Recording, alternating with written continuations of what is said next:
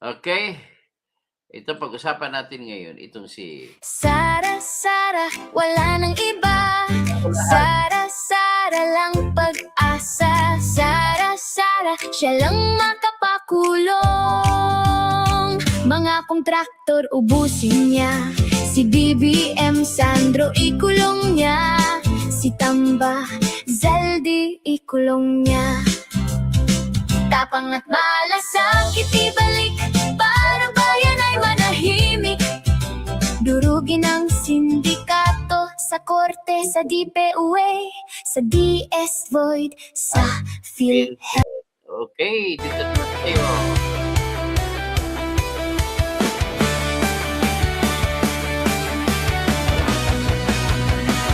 Sa Pilipinas, kilala Kilala ang ang tindi. Hindi kayang bayanin man ang kanyang prinsipyo. Kapag may inapi, siya ang nariyan. Kapag may bayaran, siya ang hadlang. Hindi siya tiklop sa pananakot ng iilan. Hindi siya alila ng sino mang mayaman. Kung ang kapangyarihan nila ay inaabuso, hinahawi niya yan mano-mano. Kapag ang taong bayan ang nasasakal, siya ang unang sumusugot, tumatagal. Hindi perang sukatan ng halaga, kundi kung sino ang lumalaban para sa masa. Totoo kasing tirador, totoo kasing tirador. Kakapi ng naaapi, kalaban ng sakim na mandarambong. Totoo kasing tirador, totoo kasing tirador. Hindi kayang bilhin ang puso niyang matibay.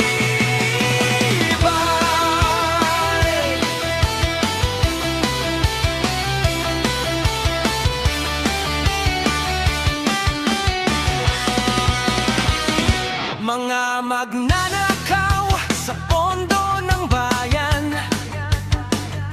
nanginginig kapag siya ang nandyan.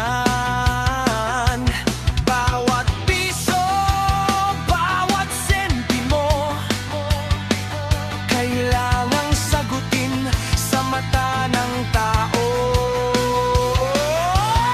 Walang ngiti para sa mandarambong walang pwesto, para sa sumisimsim kapag ang hustisya ang pinag-uusapan. Siya ang bantay sa gitna ng laban. Kung may nilulunod ang kasinungalingan, siya ang boses na hindi tatahimik. Sa bawat galaw ng mapagsamantala may salubong na paninindigan niya. Totoo kasing tirador, totoo kasing tirador. Kakampi ng naaapi, kalaban ng sakit na buwaya. Totoo kasing tirador, totoo kasing tirador. Hindi kayang bilhin ang puso niyang matibay. Hindi lahat ng malakas ay tama. Hindi lahat Magandang umaga pala. ng bayan ang pinagkakaitan. Siya ang unang Ang humarap. ating papag-usapan sa ngayon ay si Libeste at saka si Lori ni nanay niya at sa cellphone sa Pusi. Paliwanag ko sa inyo, hindi mananalo si Rimulya na natalo nga sa kay Bungulilla na palabas na ng korte kahapon sa Bungulilla. Totoo kasing tirador, sa taong bayan nagtatayo. Hanggang dulo ang paninindigan.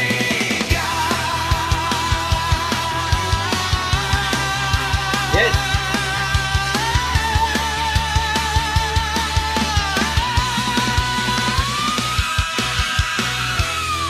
Okay. So, magandang umaga sa lahat at ito ngayon ang pag-usapan natin. Ang pag-usapan natin ay paano ipatunayan ko sa inyo na hindi mananaig ang plunder na kaso ni Rimulya laban sa mga kay Libeste at kay nanay niya. ito po. Pakinggan natin ulit si Mr. Plunder. Mr. Plunder ang tawag ko sa kanya ngayon. Hanap din ng ibang ano.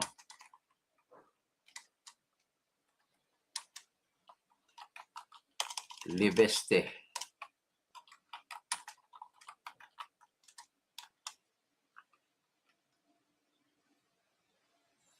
So, pakinggan natin ang mga diskarte na ano. Talagang uubusin ni Kwan. Uubusin ni Boying Rimulya ang ano. Uubusin niya ang mga kontra kay ano, mga kakampi ni Sara sa ano, ubusin niya.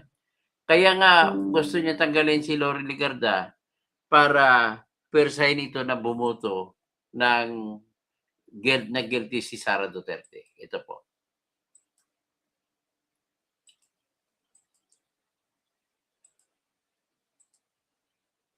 Ito po siya. Pakinggan muna natin.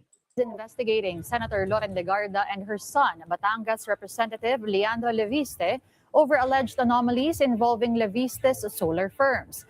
Let's bring in mobile journalist Arles de los Santos for the details. Okay, Arles, what exactly are these allegations against Senator Legarda and Congressman Leviste?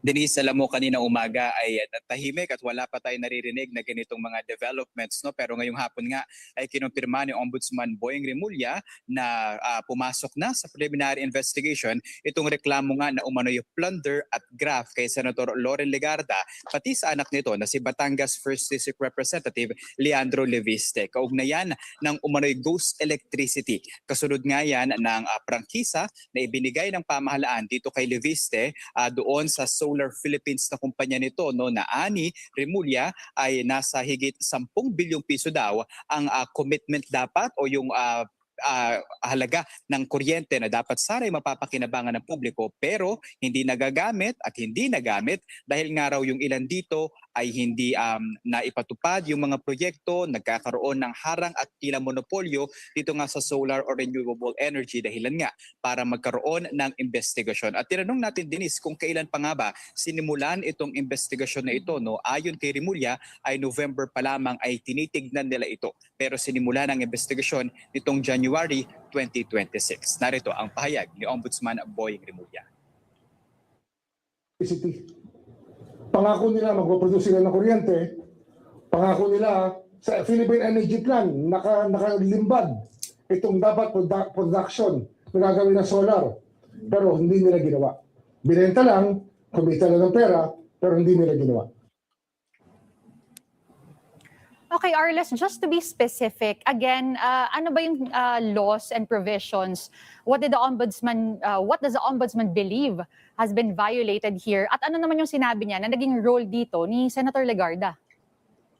Denise, so far yung umano'y araw na nalabag, no, ay yung plunder and graft cases dahil naniniwala si Ombudsman Boying Rimulya, no, na meron umano kinalaman si Senador Loren Legarda para nga makuha umano ni Leviste yung prangkisa mula sa Kongreso.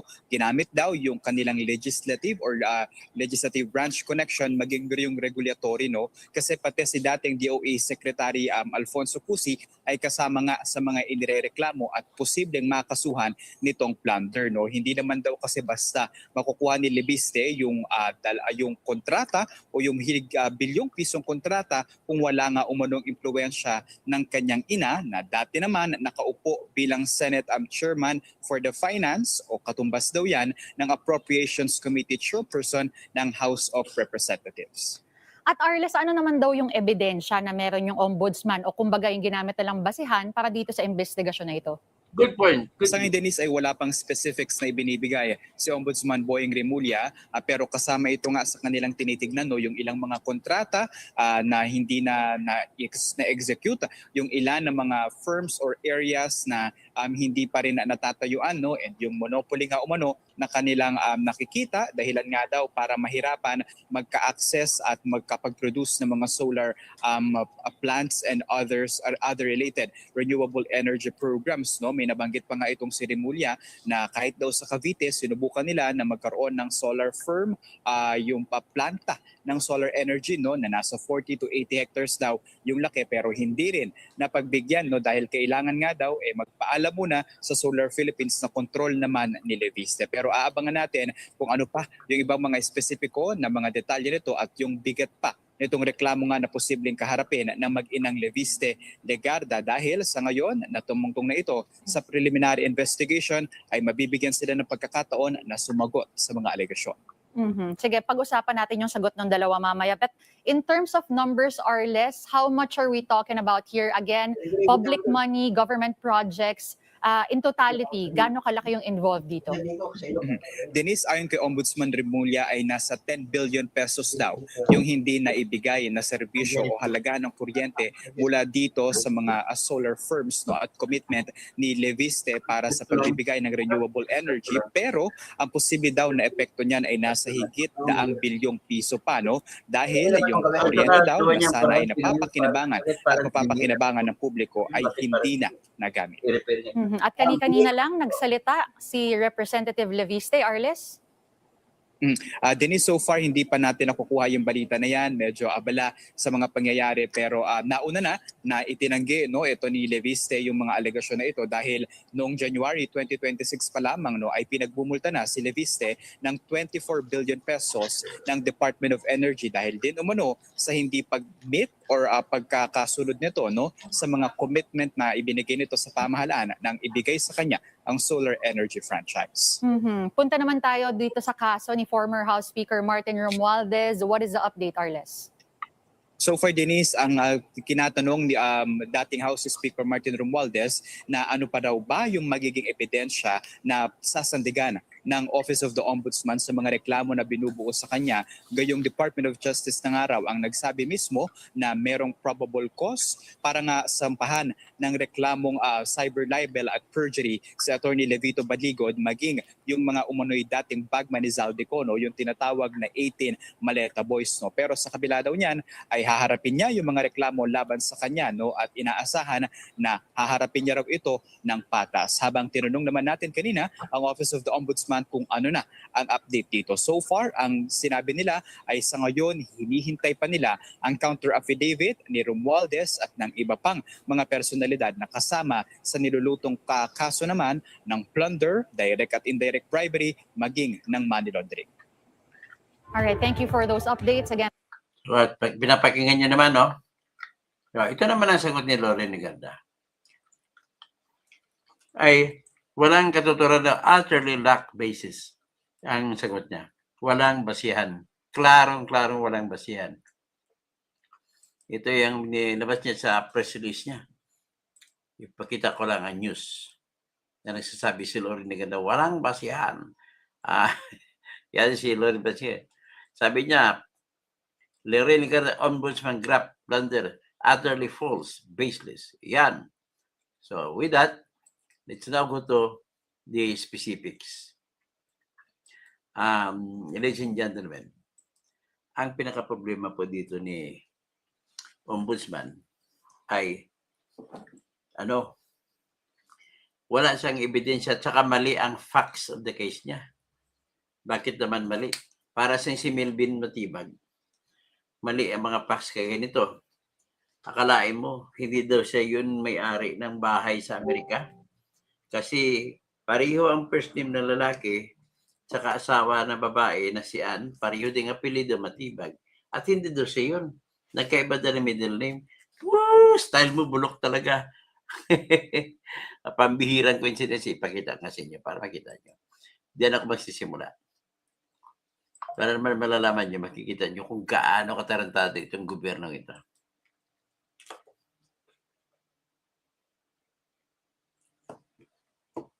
Ayan, nakita na ninyo. Ayan, no? Sobrang kasinungalingan natin si Melvin Matibag. Yan dyan. Same name, same surname, Same couple. A remarkable coincidence. Napakapambira. Alam mo yung incidents research ko, 22 quadrillion. One in every 22 quadrillion possibilities na mangyari na pareho ang first name, pareho last name, pareho ang couple na mag-asawa sila na nakabili ng bahay na mahigit $1.1 million sa California. So, ngayon, hindi daw sila yun. Gusto ko sampalin siguro ito si Ann Lourdes Garcia Matibag ng kanyang tatay na si Renato Garcia na kaibigan ko ng piskal pa ito, ng buhay pa na piskal sa Parañaque. Ay, nako, yung buhay talaga, oh. So, ngayon, dito ko po ikwento kung bakit hindi mananalo si Remulla laban kay Loren Legarda at saka kay Libeste. Natalo nga siya kay Bong Revilla. Nakapagpiansa ni si Bong Revilla kahapon. Okay? Okay, so ito na po. Ang aligasyon sa kaso na binabato ni Remulla laban kay Legarda at saka kay Libiste ay ganito. Una, sabi niya, nakakuha ng prangkisa si Leandro Libeste para sa pagpapatay ng mga power plants gamit ang araw, so solar power plants. At ito ay para sa mga ibang bayan-bayanan. So pagkatapos ay para makakuha ng prangkisa sa 2019 ay tinulungan daw siya ng kanyang ina na si Loren Legarda 2019 sa mga senador para bubuto sila ng prangkisa pabor kay Libeste. Stop muna tayo dito. Tangka, ang ganda nakita ko kay Balili. So ngayon, ang nangyari po ganito. Matanong ko kayo, yung prangkisa po ay maaprubahan lamang yan kung bubuto ang lahat ng senador o majority ng senador. Ang ibig mo ba sabihin, kinaya ni Loren Legarda na pabutuhin ang lahat ng senador para mabigyan ng prangkisa ang kanyang anak? Ganon din, kailangan mabubuto rin ang majority sa House of Representatives. Kinaya ni Loren Legarda yun. Napaka-imposible naman. Kung mali yung pagboboto para sa prangkisa ng kanyang anak, di, kasuhan mo na lahat ng congressmen at ng senador na bumoto para bigyan ng prangkisa si Leandro Libeste. Asan ang utak mo, Buying? Natalo ka na nga. Kahapon nakalaya si Bong Revilla.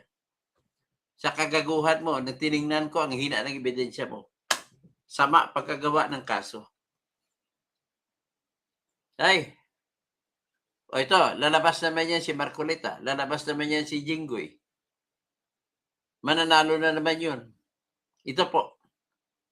So ngayon, ang theory niya nga, pagkatapos na magkaroon ng prangkisa, binigyan siya ng prangkisa si Libeste ng 25 years na pwede siya magpagawa ng mga solar plants para sa mga bayan-bayan na hindi napupuntahan ng mga cooperative na electric cooperatives at saka ibang mga distributor businessmen patungkol sa pagbibigay ng kuryente. Yung hindi ata alam ni Remulla na yung batas na solar para sa bayan na naaprubahan nga ng 2019 ay nagsasabi na hindi ito tatakbo. Hindi pwedeng gamitin ni Libeste kung hindi pa magagawan ng tinatag na implementing rules and regulation. O marami dito sa mga professionals, alam nila kung ano ibig sabihin ng implementing rules and regulation.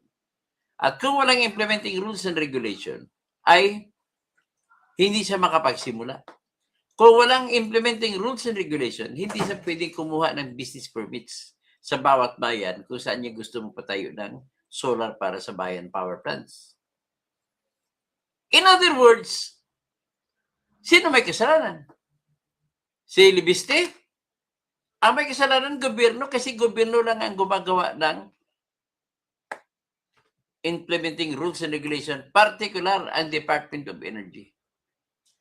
Kaya yung bubo na Ilongga na si Susan Garin, Sharon Garin, na siyang Department of Energy Secretary, napakabubo mo. Kamang mango, itsay mo inday. Sa Ilonggo pa, bubo. Kamang umango, itsay mo ya.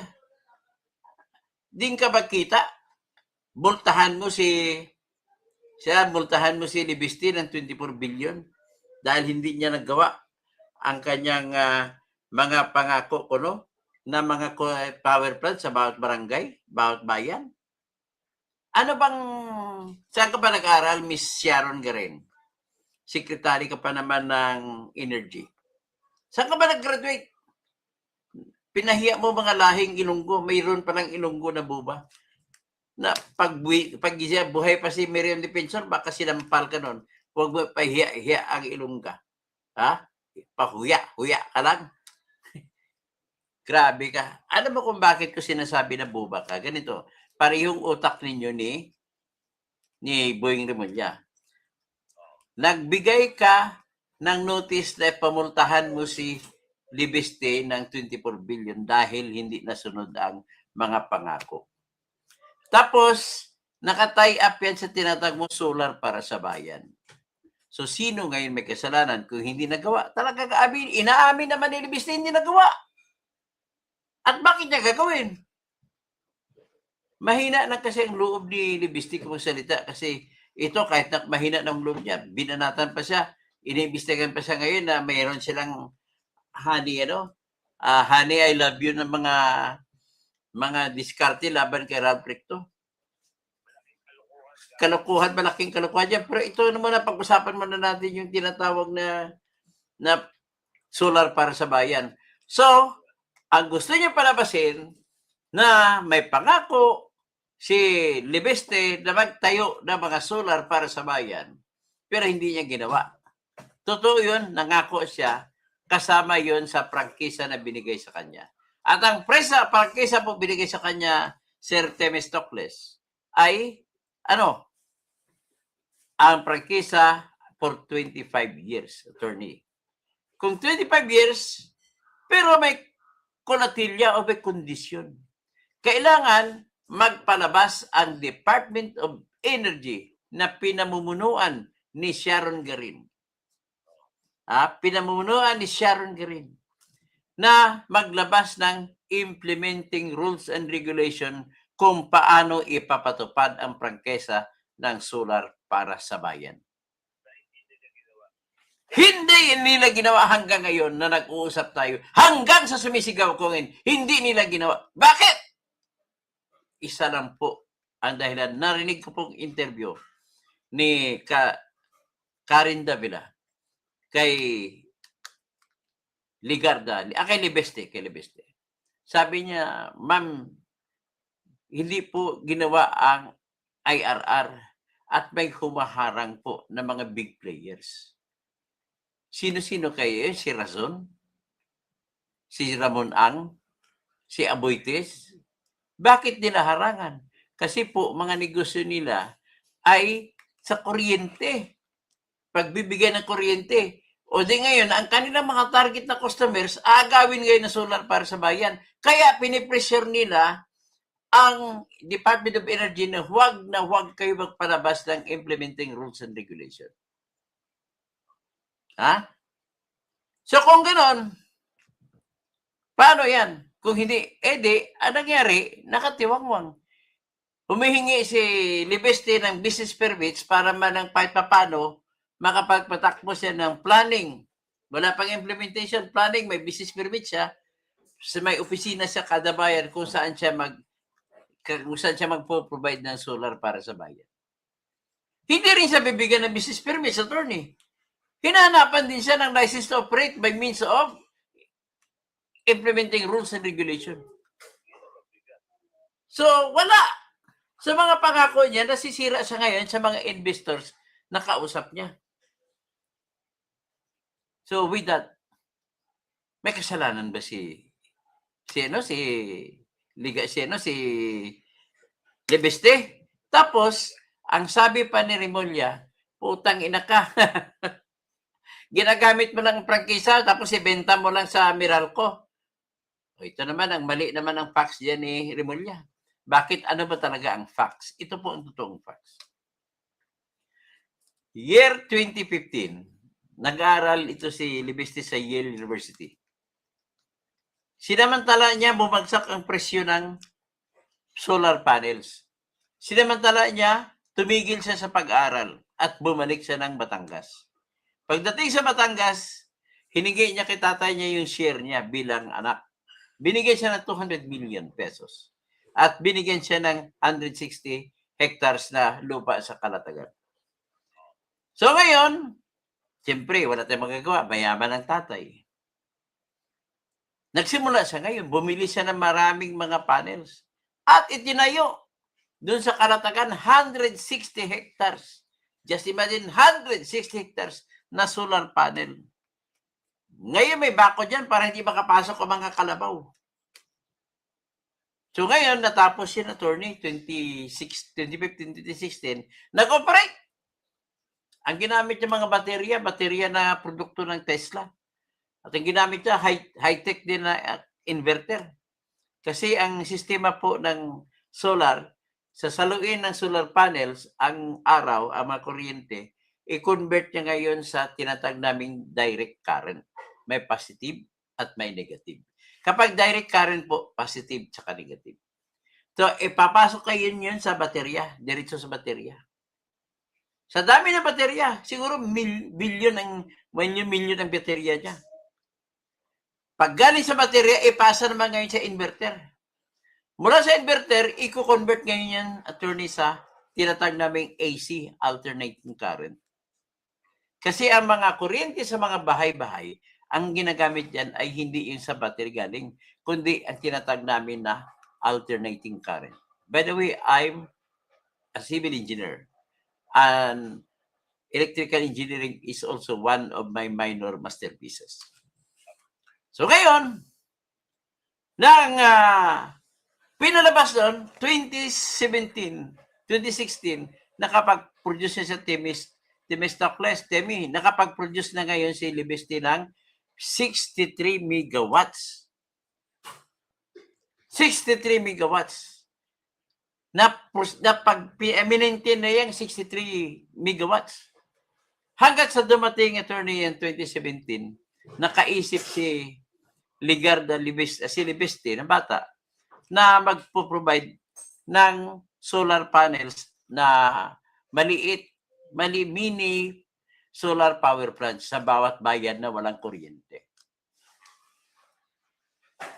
Kaya gumawa siya ng sample, kung hindi ko magkamali, sa Kalintaan ata sa Occidental Mindoro. Malapit sa Sablayan. Nakagawa sa isang bayan doon ng 2 megawatt na power plant na solar. Ginawa na yun sadya para i-showcase niya, ipakita niya sa mga congressmen at senador na kaya niya gagawin ang kanyang pangako sa sakaling mabigyan siya ng prangkisa. Because of that demonstration farm at nakita ng mga congressmen, binisita nila at mga senador, ang project viable. At for 1 year, attorney, ang mga nakatira sa bayan na yun, nilibre niya lang ang kuryente. For more than 1 year, walang babayad sa kuryente kasi solar na naman galing eh. Ang gastos lang dyan, yung capital niya, pagbili ng battery, bili ng solar panels, bili ng inverters, at saka yung mga wirings. Yan ang problema niya dyan. Pero pag nabawi niya na yung capital, pwede niya pamimigay ng libre yun. Tatakbuhin kahit hanggang 20 years. So anyway, naaprubahan ngayon ang prangkisa niya. Ang problema ko sa prangkisa, naglagay po, siguro pinatrabaho ni Ramon Angyon o ni Razon, tsaka ni Aboites. Pinalagyan ng kondisyon na kailangan may implementing rules and regulation muna bago siya makapagsimula operate. Hindi kagaya ng meron tinatawag na temporary operation permit. Tapos habang ginagawa ang implementing rules and regulation. Dapat sana ganun ginawa. Pero ginawa stricto eh. He cannot start the business if there is no implementing rules and regulations yet. So with that, ang batas nilagyan pa ng kondisyon na kung hindi niya maumpisahan o di kaya nagiging hindi tumakbo sa loob ng 2 strict na taon, ay automatic ma-revoke, ma-cancel ang prangkisa. Eh ngayon, hindi siya makapagsimula dahil walang implementing rules and regulation. Eh di automatic na cancela. Noong 2019, so 2020, 2021, 2022 na-cancel na. So what did he do? Anong ginawa niya?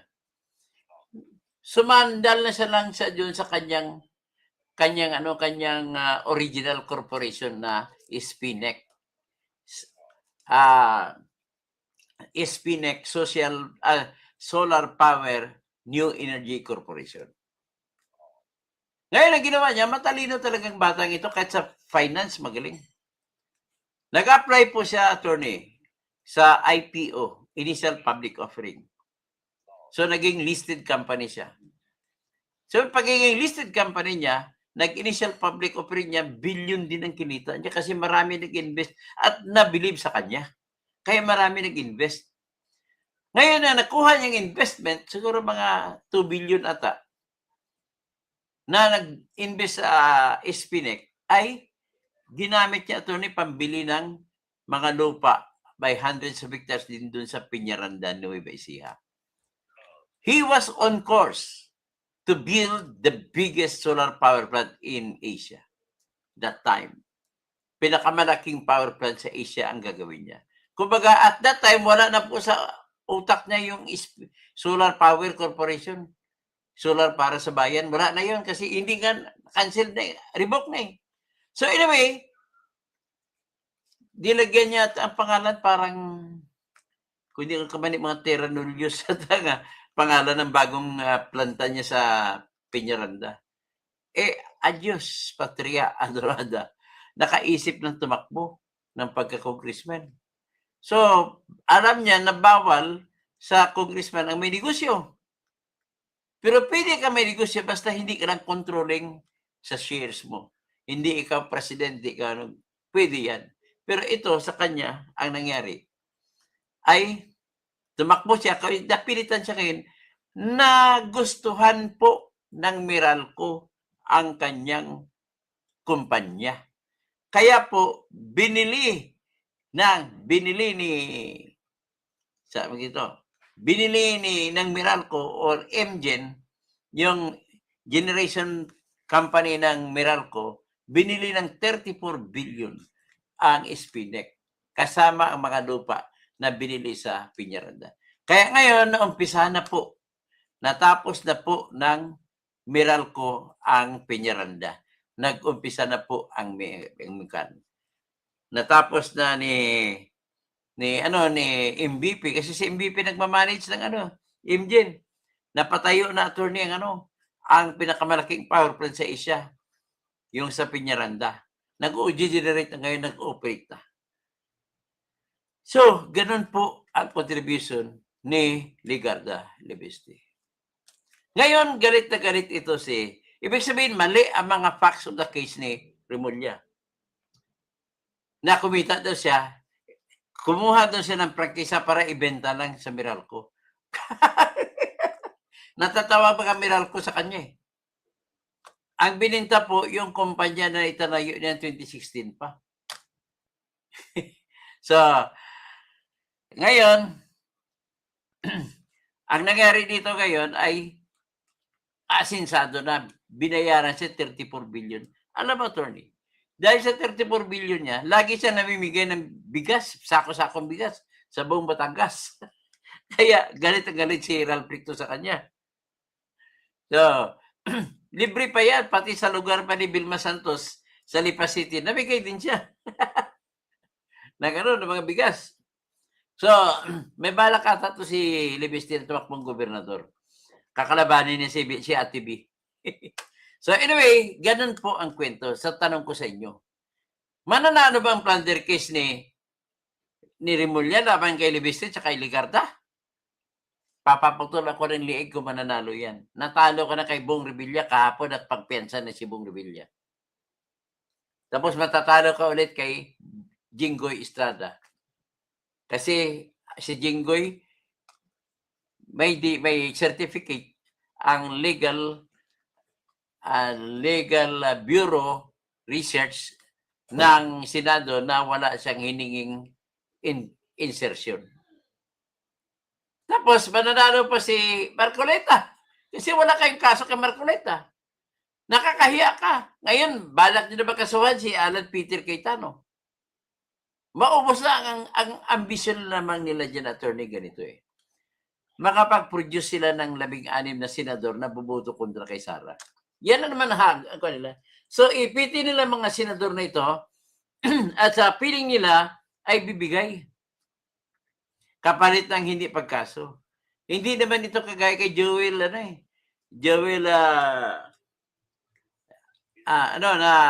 ang salvation daw kay Jesus. Naniniwala siya salvation kay Jesus. Kaya pumunta sa kay Jesus Crispin Remulla para salvation. Ganon dito si Kilay, si Chis Escudero. Ay, ito mga taong walang karakter. Namumutawi ito sa mga bibig ng nako ng bolsa. Kailan tayo kaya asin? So kaya andito ako sa vlogging community para pupunain na sa pag-asa na yung mga nakarinig sa akin ay mabigyan ng edukasyon at mag-isip ng malalim bago kayo buboto sa taong nagmamayabang na sasabihin, kung ako ay mananalo, magpagawa ako ng simento sa lahat ng kalsada. Magpapagawa rin ako ng simento ang lahat ng tulay. Tanong ng mga tao, paano na kung wala ng kalsada, puro simento lahat? Magpagawa ako bagong kalsada, magpasimento ako. Paano na kung naubos na lahat ng ilog, may mga tulay na, magpagawa ako ng bagong ilog para gawa tayo natin tulay.